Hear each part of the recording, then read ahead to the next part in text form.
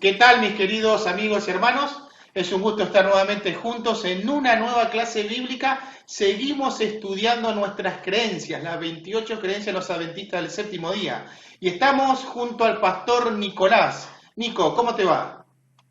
Muy bien, la verdad que es un gusto poder volver a estudiar la palabra de Dios, conocer a Dios juntos en nuestra serie En esto creemos. Hoy nos toca nuestro capítulo número 7 y para eso tenemos la compañía del pastor Iván Segovia. Pastor, ¿cómo anda? Hola, ¿cómo están, pastores? Un gusto poder saludarlos. Gracias por la invitación. La verdad que es una bendición para mí poder compartir este tema que vamos a estar tocando hoy. Muy bien, para eso le vamos a pedir, pastor Iván, que pueda hacer una oración, pero luego de que Daniel pueda hacernos la misma propaganda de un libro muy especial que lo tenemos siempre y lo dejamos acá en la caja de descripción. Exactamente, como siempre les recordamos que estamos estudiando este material que tiene por título Creencia de los Adventistas del Séptimo Día. Como siempre, como dijo el pastor Nicolás, abajo en la descripción está el link para descargar el PDF, así ustedes pueden leerlo tranquilamente. Esto es un material sumamente valioso, importante, y justamente lo que estamos estudiando en este momento es en qué creemos nosotros, los adventistas del séptimo día. Pastor Iván, ¿nos puede guiar en oración así comenzamos a estudiar? Oramos. Padre, que mora en las alturas celestiales, gracias por este momento de estudio de tu palabra que nos regala. Rogamos la asistencia de tu Espíritu Santo. En el nombre de Jesús. Amén. Bueno, la doctrina que vamos a estudiar es la naturaleza del hombre.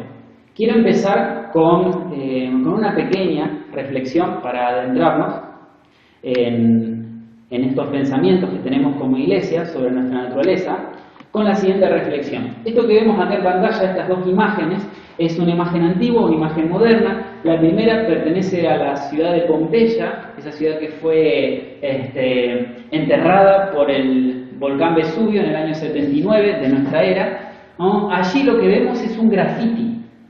Y en el grafiti uno ve nombres de personas generalmente. Hay un grafiti allí en Pompeya que dice Gneo Ageo estuvo aquí.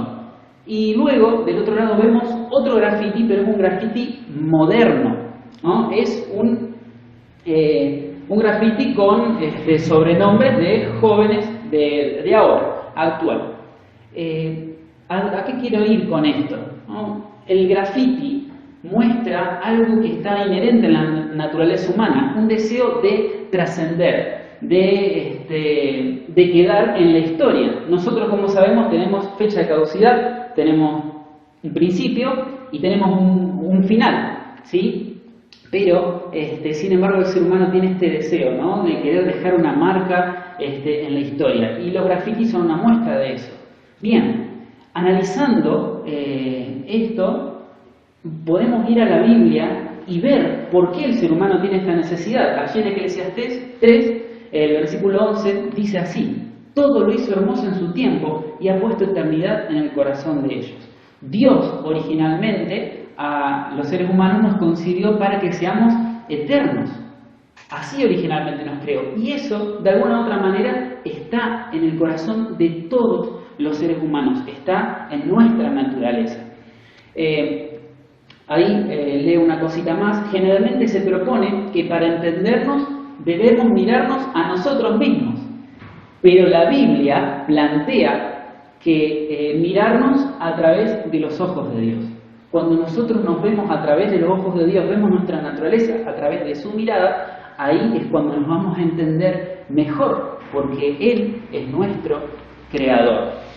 Yo quiero compartir ahora lo que podría ser, digamos, la estructura de lo que Dios creó para nosotros y cómo nos creó, ¿no?, en nuestro entorno. Acá podemos ver, primero, todos en busca de responder, ¿no?, esa pregunta que está allí en el Salmo 8, ¿qué es el hombre? Bueno, ¿qué es? Vamos al inicio, a la creación. Génesis capítulo 1. Allí nosotros, en los primeros versículos, ¿no? Y está en la base de esta especie de pirámide que está aquí en pantalla, ¿no? Allí podemos ver que Dios crea por su palabra el espacio y el tiempo, donde el hombre reinaría, la luz, las tinieblas, sol, luna, agua, cielo, etc. Luego de que Dios crea el entorno, la base, ahí Dios recién crea al ser humano y lo hace con sus propias manos. Y acá hay una distinción. Después vamos a reflexionar un poquito más sobre esto. Y solamente por sobre el ser humano está Dios. El hombre por sobre la creación de Dios, sobre las criaturas. Dios le había dado potestad por sobre ellas, ¿no? Y el hombre está allí arriba, ¿no? Es la obra maestra de Dios. Quiero reflexionar una cosita. Dios crea el espacio, ¿no? Dios crea un entorno. Dios crea el cielo, la tierra, ¿no? La luz, las lumbreras, ¿no? Los árboles, los animales. Pero también crea el tiempo. ¿Cómo es esto? Dios crea el tiempo. En cierta manera, ¿no? Pensando un poco en esto, Dios es eterno. A Él el tiempo le va y le viene, porque no tiene fecha de caducidad ni tiene principio. El ser humano originalmente fue creado para que sea eterno, es decir, no tenía fecha de vencimiento, pero sí tenía inicio. Entonces, Dios quería que el ser humano tenga un ritmo, un tiempo. Entonces Dios nos crea dentro de una estructura temporal. Esto después va a ser importante para ver otras doctrinas, ¿no? Como por ejemplo la del el séptimo día, ¿no? Y la doctrina, ¿no? de la muerte, la resurrección, etc.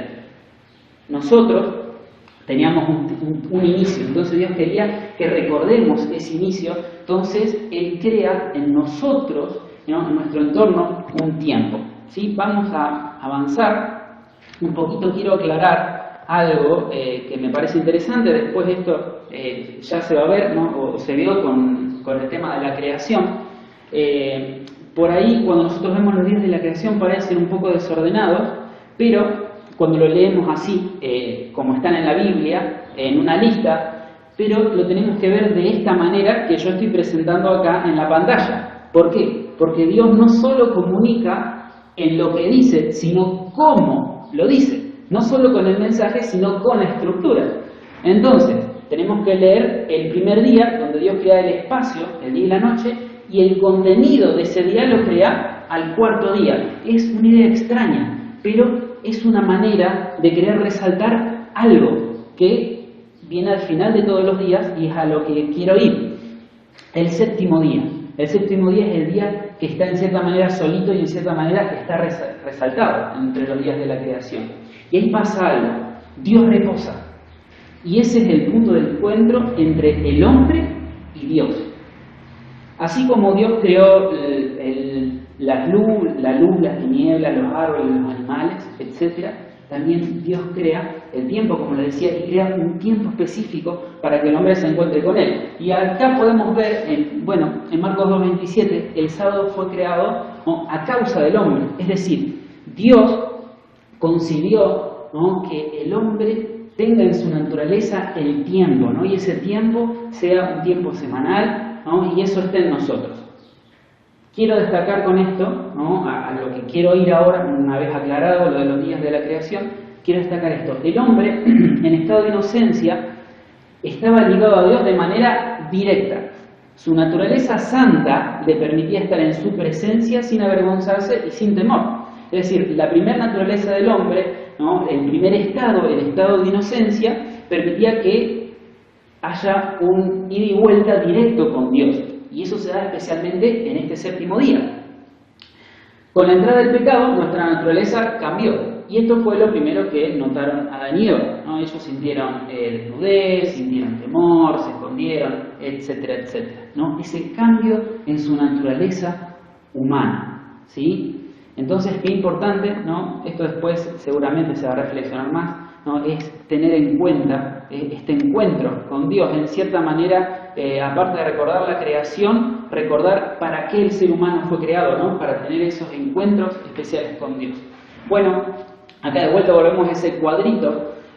Dios, en cuanto a las cosas, allí en la parte superior izquierda, yo puse dos palabras, dijo, en la base de la creación Dios dice, y aparece la luz, las tinieblas, etc. Y después Dios con el ser humano hay una diferenciación, ¿no? Lo forma con sus propias manos, ¿no? Tocó, formó, Dios nos formó con sus manos. Eso marca una diferencia enorme, ¿no? Con todos los otros seres creados y con toda la otra creación. Al mismo tiempo, perdón, pastor, sí.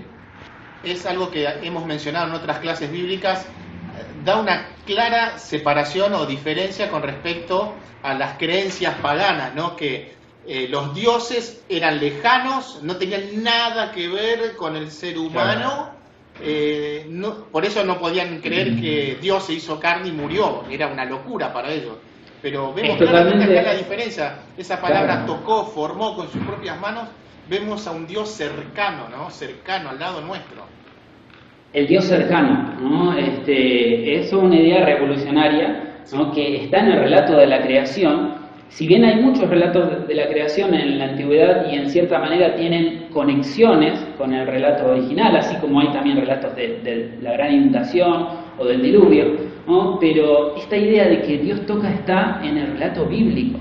Y eso a nosotros, a nuestra naturaleza, la pone en una clara distinción con el resto de la creación. Es una atención especial. El Salmo 8, 5 y 6, habla de esto, ¿no? Que Dios nos corona de gloria y de honra. Es el salmo de la naturaleza humana.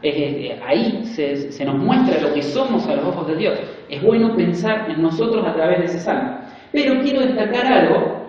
Ahí en la base de esta especie de pirámide que puse 4 cosas, ¿no? Que están en negro aquí en la parte derecha.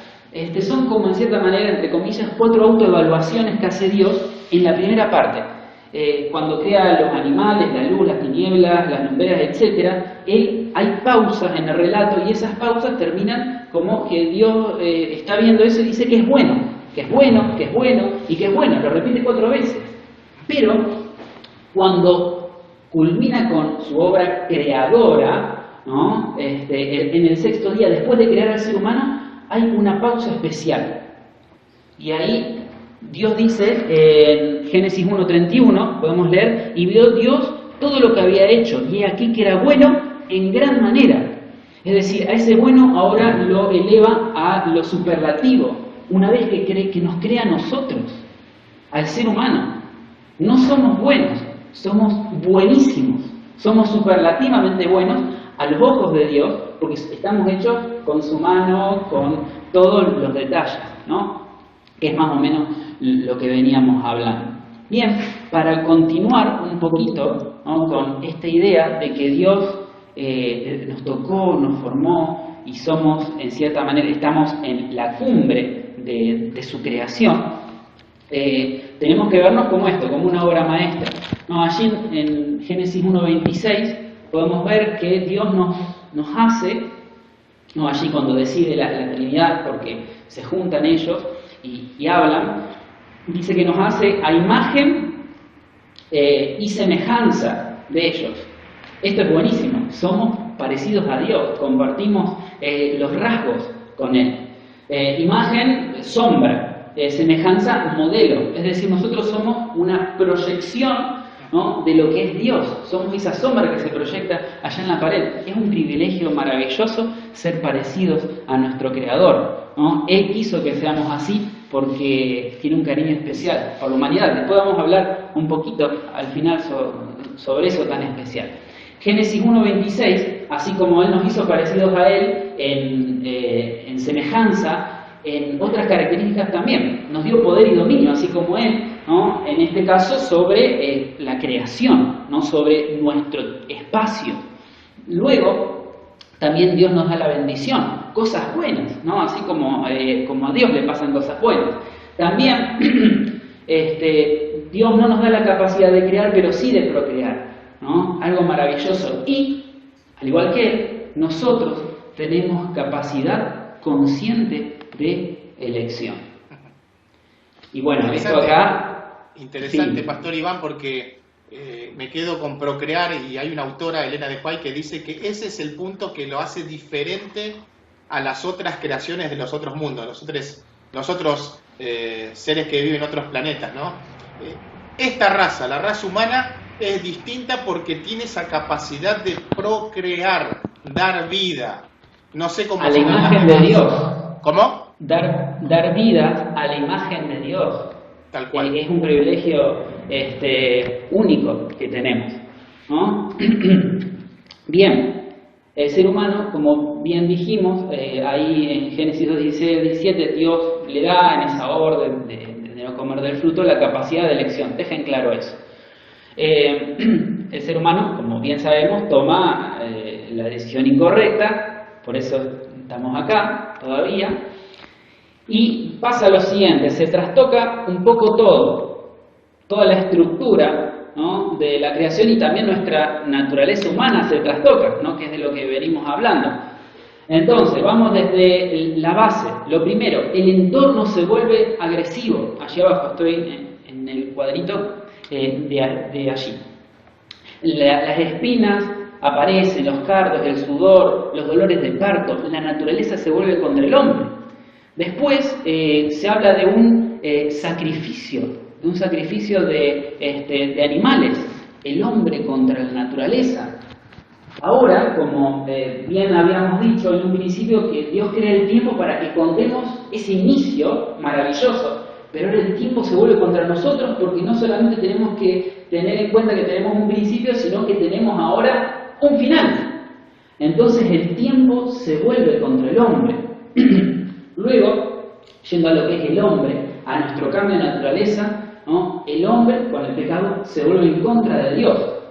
Eva y Adán se acusan, como bien sabemos allí en el relato de Génesis 3, Caín que mata a Abel, un asesinato, es decir, el hombre contra el hombre, ¿no? Entonces tenemos la naturaleza contra el hombre a raíz del pecado, el hombre contra la naturaleza, el tiempo se vuelve contra el hombre contra Dios, que eso fue el inicio de todo, y después el hombre contra el hombre.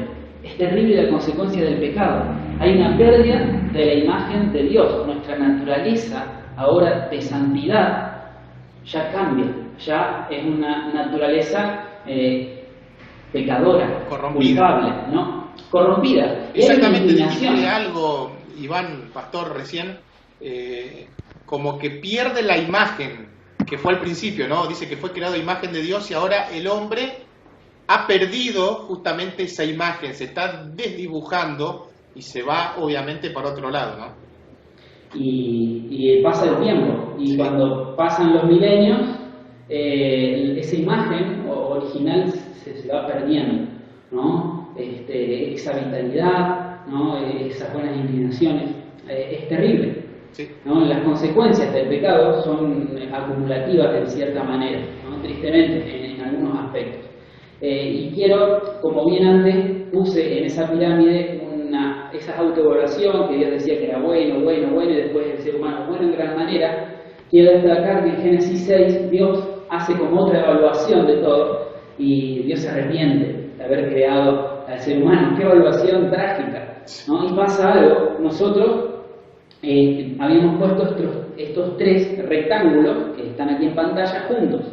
Ahora el rectángulo de Dios está separado, ¿no?, del hombre. Y eso es otra cosa que pasa, que por nuestro cambio de naturaleza, nuestra naturaleza pecaminosa. Salmo 51:5, ¿no? En pecado me concibió mi madre, ¿no? Ahora nosotros tenemos esa naturaleza caída, no solamente porque Adán pecó, sino también porque Adán lo pasó a todos sus descendientes. Y tiene que haber una separación, ¿no? Interesante, ¿no? Porque separación. Antes del pecado el hombre iba a concebir hijos a imagen de Dios y ahora no conciben hijos a imagen de Dios, sino a imagen del enemigo.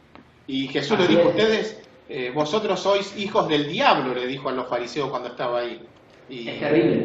Tristemente todos nacemos con esa tendencia al pecado. Así es. No, lamentablemente uno lo puede ver, ¿no?, desde los niños pequeños, ¿no?, por esas inclinaciones inentendibles hacia la maldad, ¿no? El mal en cierta manera no tiene una explicación, cosas que pasan, ¿no?, que uno en el ser humano, cosas que hace el ser humano malas, que uno no encuentra una lógica, ¿no? Tanta iniquidad. Es tremendo esto. Bien, ahora vamos a avanzar un poquito con un tema que no está 100% relacionado a esto, pero sí es bueno aclararlo cuando hablamos de la naturaleza del hombre, ¿sí? La unidad de la naturaleza humana. Hay cierta terminología en la Biblia, no vamos a hablar mucho de esto, de palabras y demás, pero para tener una idea general es bueno aclarar esto, ¿no? Porque a pesar de que entró el pecado, a pesar de que hay un cambio de naturaleza, queda algo, ¿no? Y eso es en esencia lo que Dios formó, ¿no? En esencia la vida que Dios nos dio. Sí, no tenemos la eternidad ni la santidad, pero la vida que Él nos da, ¿no? Todavía comparte cosas, ¿no? Con el diseño original del Edén, ¿no? Entonces, vamos a ver un poco la unidad de la naturaleza humana, ¿no? Hay que tener en mente cuando hablamos del hombre esta palabra, unidad, ¿no? Una sola cosa. No dos cosas separadas, 3, 4, 5, una sola. El hombre es un alma viviente. La ecuación bíblica es bien clara. Allí en Génesis 2:7, leo, dice: entonces Jehová Dios formó al hombre del polvo de la tierra y sopló en su nariz aliento de vida, y fue el hombre un ser viviente. El polvo de la tierra más el aliento de vida, igual ser humano, ¿no? Acá se utiliza una palabra en hebreo que está toda emparentada, ¿no? Tanto, por ejemplo, soplar, aliento y ser viviente. Se utiliza, es como una sola palabra en diferentes maneras, ¿no? Es decir, Dios sopla aire a una persona, a un ser, ¿no? En realidad a eso que él había formado del polvo de la tierra, y se vuelve un ser que respira, una criatura que respira, se podría traducir, ¿no? Me estoy acordando de cuando estuvimos en clase con el doctor Carmelo Martínez, que una buena traducción de esa palabra sería ser respirante. Exactamente, un ser respirante, Sí. ¿no? Entonces, de este resultado queda un ser viviente o un alma viviente. La unión de los elementos de la tierra con el espíritu de vida, ¿no? Con este aliento de Dios, produce un ser viviente o un alma. Con esto quiero aclarar algo. A nosotros, por tradición, se nos dice que tenemos un alma, pero eso está mal expresado. Nosotros tenemos que expresarlo de esta manera, con la idea bíblica. Nosotros no tenemos un alma, nosotros somos un alma. ¿Por qué? Porque somos un todo indivisible. Cuerpo más aliento de vida. Bien. Sí, el para tema es continuar. que nosotros, Sí. el pensamiento que tenemos nosotros es el pensamiento griego, que tienen cuerpo, alma o espíritu. Dos cosas Ahí diferentes. un ratito vamos a eso, ¿no? No Ahí me un ratito adelantaré. vamos a eso. Pero sí, está bueno que lo aclares, Dani. También aclarar, también vamos a pasar por esto, pero los animales también son almas vivientes. La Biblia los trata a ellos, ¿no? Como seres que respiran, así como nosotros, ¿sí? Bien, el versículo de Génesis 2:7, de vuelta, dice: Dios formó al hombre del polvo de la tierra y sopló en su nariz aliento de vida, y ahí dice algo: y fue el hombre un ser viviente. Es importante notar que la Biblia dice que el hombre fue, es decir, llegó a ser un ser viviente. No hay nada en el relato de la creación que indique que el hombre recibió un alma, es decir, alguna clase de entidad separada que en la creación se unió con el cuerpo humano. ¿Por qué aclaramos esto? Bueno, acá yo les quiero dejar, no vamos a ahondar mucho, pero esta idea del dualismo se ha metido por tradición en el cristianismo, ¿sí? Inclusive en la época de Jesús, ¿no? Algunas sectas de los judíos tenían estas ideas griegas, ¿no? Pero bueno, a lo que iba. Nosotros dijimos en un principio que la Biblia nos concibe a nosotros como una unidad tenemos diferentes áreas, pero somos una unidad inseparable. Si se separa algo, dejamos de ser. Pero la filosofía griega, más específicamente Platón, ¿no? Desarrolló un pensamiento que se llamó dualismo antropológico, ¿no? del hombre. Dualismo viene de dos. Platón creyó que en el hombre encontramos dos principios, y acá viene la diferencia, opuestos. El cuerpo, que nos vincula con la realidad material y pertenece al mundo sensible, lo que olemos, tocamos, y el alma, que es el principio inmaterial, divino, inmortal, y que nos vincula con el mundo de las ideas. Divino e inmortal.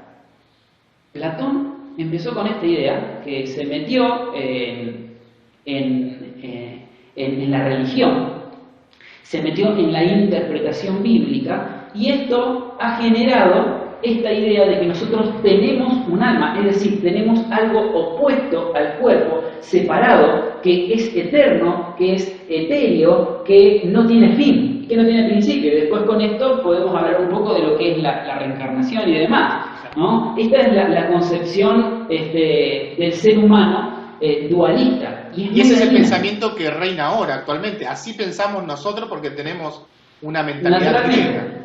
Y el pensamiento hebreo era totalmente distinto porque en teología usamos la palabra holístico, o sea, piensan como un todo. Claro, como un todo. Un pensamiento más profundo, se podría decir. Exacto. ¿No? Para Platón, el hombre se identifica más con el alma que con el compuesto del alma y cuerpo, por lo que creyó que la encarnación del alma es una situación transitoria y contraria a su destino. La idea de que el cuerpo como el origen del mal y la ignorancia, y del alma como lo bueno y la dimensión positiva del hombre, se concreta en su concepción del cuerpo como cárcel del alma. Esto es totalmente dañino para nuestra naturaleza humana. Dios a nuestro cuerpo, a nuestras manos, a nuestro ojo, a nuestra cara, la hizo con sus manos originalmente. Está bien, pecamos, pero no por eso lo vamos a descuidar o vamos a pensar que es algo inferior a otra cosa que tenemos, que se metió en este cuerpo, y este cuerpo es una prisión, ¿no? Esa es una idea totalmente negativa, ajena a la palabra de Dios, y que, aclaro,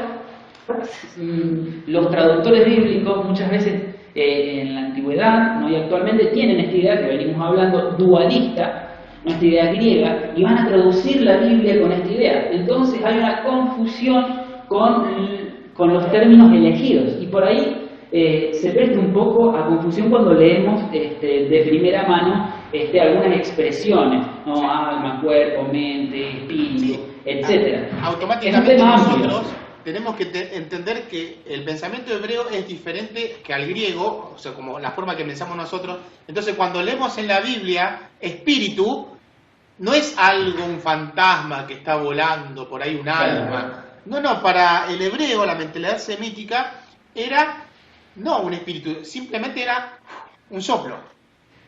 Un soplo. Que nos lleva, o la mentalidad también puede ser en griego, porque el espíritu puede ser la mentalidad. Yo estoy en espíritu con vosotros, pero en realidad lo que está diciendo Pablo es mi mente está con ustedes. Exactamente. Ahora vamos a aclarar un poquito más eso. Está muy bueno, Dani, que ya guiaste la idea. Bueno, vamos a aclarar algo de términos por encima. Hay una palabra en hebreo y en griego, nefesh y psique, que son generalmente traducidas como alma. Volvemos a esa diapositiva, ahora sí. Significado bíblico de alma. La evidencia bíblica indica que a veces nefesh y psique se refieren a la persona completa. La evidencia bíblica. Y en otras ocasiones a un aspecto particular del ser humano, como los afectos, las emociones, los apetitos, los sentimientos. Sin embargo, este uso de ninguna manera muestra que el hombre sea un ser hecho de dos partes separadas y distintas. Esto es, como bien venimos hablando, es una idea que ajena a la filosofía de la Biblia, a la concepción bíblica del hombre. El cuerpo y el alma existen unidos forman un todo indivisible, porque si se divide es igual a la nada. Es como la luz, se va a aclarar, que estábamos viendo en la imagen anterior, cuando estaba hablando de la luz, cómo se forma, la unión de electricidad y el foco, ¿sí? La unión de esas dos cosas da la luz. Si yo separo una de esas cosas, no tengo la luz. Exactamente. Entonces, ese es el alma viviente. Yo soy el alma. Si mi cuerpo se desintegra, ya está, no existo, dejo de ser. Exactamente, Daniel. Muy gráfica esa explicación, muy buena, es práctica. Bien, otra palabra, como bien vos ya mencionaste, Dani, espíritu. Tal como sucede con ruach, no hay nada inherente en la palabra neuma. Ruach, equivalente en hebreo a espíritu, y neuma generalmente se traduce como espíritu, que denota una existencia del hombre capaz de mantener una existencia consciente fuera del cuerpo. De vuelta, ¿no? No encontramos evidencias de este dualismo en el ser humano. Seguimos aclarando un poquitito de términos, ¿no? Unidad del cuerpo, alma y espíritu, una unión doble. Por cuanto la Biblia considera que la naturaleza del hombre es una unidad, no define en forma precisa la relación que existe entre el cuerpo, alma y espíritu. Tener en cuenta eso, la Biblia no define precisamente esa relación porque a la Biblia no le interesa. Porque no concuerda con esa idea de dos entes separados. En ocasiones, el alma y espíritu se usan en forma intercambiable. En una instancia, Jesús caracteriza al hombre como una combinación de cuerpo y alma, y en otra ocasión, Pablo se refiere al cuerpo y al espíritu, ¿no? De vuelta, vamos a citar, para terminar un poco con lo que es la terminología, el apóstol Pablo. El apóstol refiere, por ejemplo, en un lugar a una unión doble de cuerpo y espíritu, ¿no? Pero también él habla de una unión triple, de vuelta. Nosotros, cuando hablamos del ser humano en la concepción bíblica, aclaro, lo entendemos como una unidad con diferentes áreas, con diferentes aristas, no con dos cosas opuestas y separadas. En esta instancia, esta unión triple, sigo leyendo, el término espíritu puede comprenderse como el principio superior de inteligencia y pensamiento. Por alma, cuando se la distingue el espíritu, podemos comprender esa parte de la naturaleza del hombre que cuenta expresión a través de los instintos, las emociones y los Creo que una deseos. mejor traducción en ese sentido, cuando Pablo dice, es emociones, deseos. Emociones. Eso creo que es lo que está queriendo decir él. Exactamente. Bien. Para ir finalizando, quiero dejar en perspectiva la naturaleza humana, ¿no? Es bueno aclarar, ¿no?, cómo somos concebidos en la palabra de Dios. Somos concebidos como algo especial, como el clímax de la creación de Dios, ¿no? Fuimos concebidos, sí, para ser eternos, pero bueno, hubo ese cambio de naturaleza. Y bueno, a pesar de ese cambio, nosotros seguimos siendo en esencia lo que Dios creó, por lo tanto somos polvo más aliento de vida y somos esa unidad indivisible. Para finalizar, yo quiero dejar algunas ideas plasmadas en 4 partes. La odisea de la naturaleza humana en el gran conflicto, ¿no? A raíz del pecado. Primero, antes del pecado. El primer cuadrito superior, allí en la parte izquierda de la pantalla. Está el mundo que Dios crea, ¿no? Nosotros vimos la base, Dios crea ese espacio, el tiempo, todo, para que el hombre, ¿no?, se desarrolle dentro de él y lo gobierne.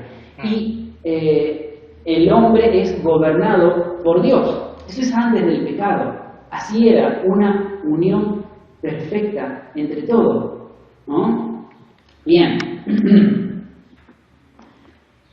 El pecado, la caída, vamos ahora al siguiente cuadro, ¿no? Hay una separación por el pecado. Isaías 59:2 dice que hay una separación, ¿no?, entre Dios y el hombre a causa del pecado. Hay una tendencia al pecado, ya vimos Salmos 51:5.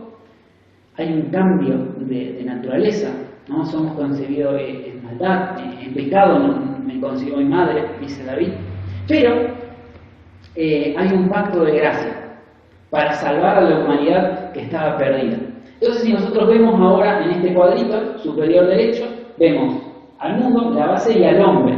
Y esto, como bien mostré antes, Dios separado. Pero en Génesis 3:15, Dios quiere reunir las cosas del cielo y de la tierra, como dice Efesios 1:10. ¿no? Y ahí aparece Jesús. Jesús, como dice Lucas 19:10, vino a buscar y salvar lo que se había perdido. Entonces, tenemos al hombre y al mundo que quedan aislados de Dios a causa del pecado. Se desconecta, ¿no? Pero Dios dice, no, es mi creación y es una creación especial. Y ahí aparece Jesús, alguien, un hombre nacido de una mujer, que era Dios. Y ahora vean esto tan maravilloso, ¿no? De que el ser humano no solamente fue creado con las manos de Dios, sino que Dios se hizo hombre, se hizo ser humano para salvar al ser humano. Qué especiales que somos, qué única que es nuestra naturaleza, ¿no?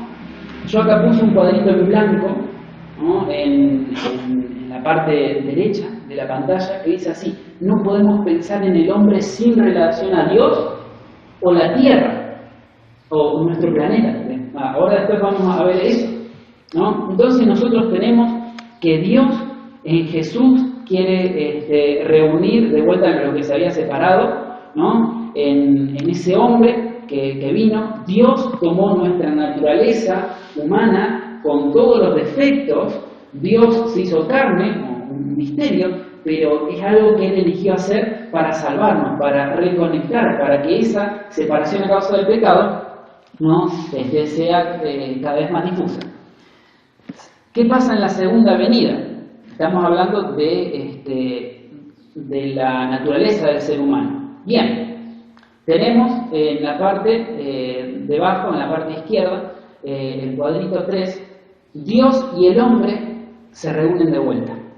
En la segunda venida hay un cambio de naturaleza. 1 Corintios 15, 53, en adelante el apóstol Pablo nos cuenta de que Dios, bueno, cuando Él venga, esto mortal se va a vestir de inmortalidad y esto corruptible de incorrupción.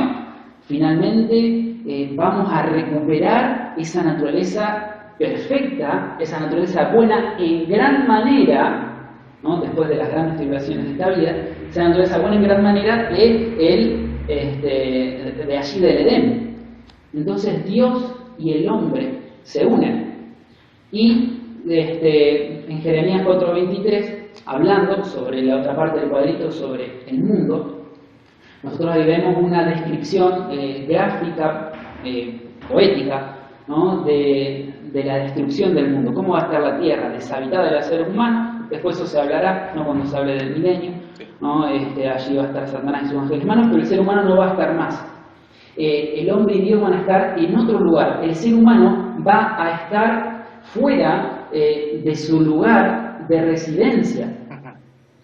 Ahora, el apartado 4, y para ya cerrar, esto es impresionante. ¿Por qué? Porque Dios nos formó de dos cosas: su aliento de vida, que nos lo da Él, pero también nos formó de un elemento de acá de la tierra. ¿Qué elemento?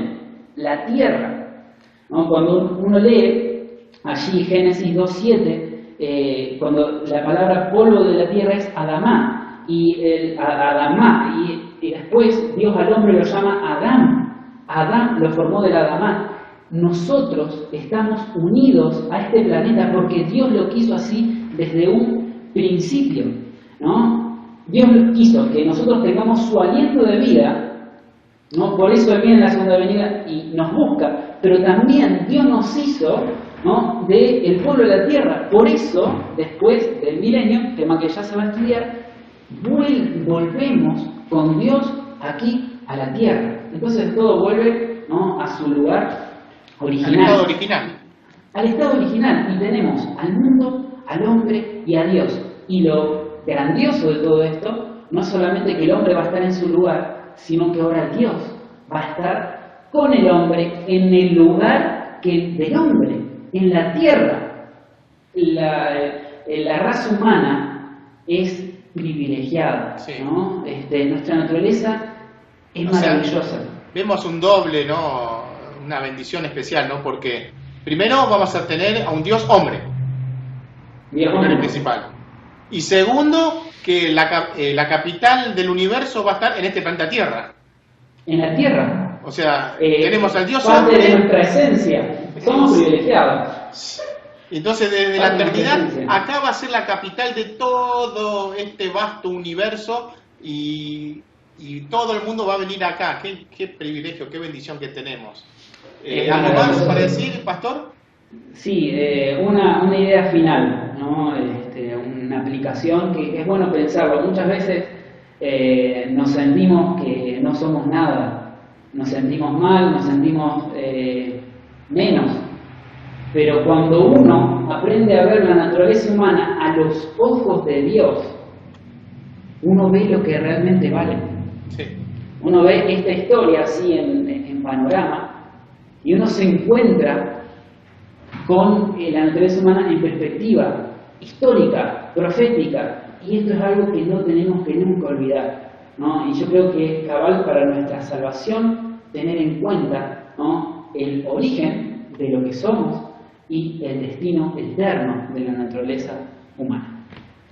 Muchísimas gracias, Pastor Iván. Iván, compañero, estudiamos juntos los tres, así que es un gusto haberlo tenido. Esperemos que lo podamos invitar para dar otro tema. Pastor Nicolás, en la próxima clase vamos a seguir estudiando. Vamos a estudiar justamente un tema sumamente importante. Vamos a hablar sobre el gran conflicto. Así que les mandamos un fuerte abrazo. Esperamos que se puedan conectar, que puedan compartir justamente el link de estos materiales. También les vamos a estar pasando a los grupos, a los diferentes grupos de iglesia, los audios para aquellas personas que no tienen la posibilidad de verlo online a través de YouTube, porque no tienen datos, no tienen internet. Vamos a hacer también ese esfuerzo para poder alcanzar y que los hermanos puedan escuchar. Les mandamos un fuerte abrazo a todos y lo esperamos en la próxima clase con un nuevo tema.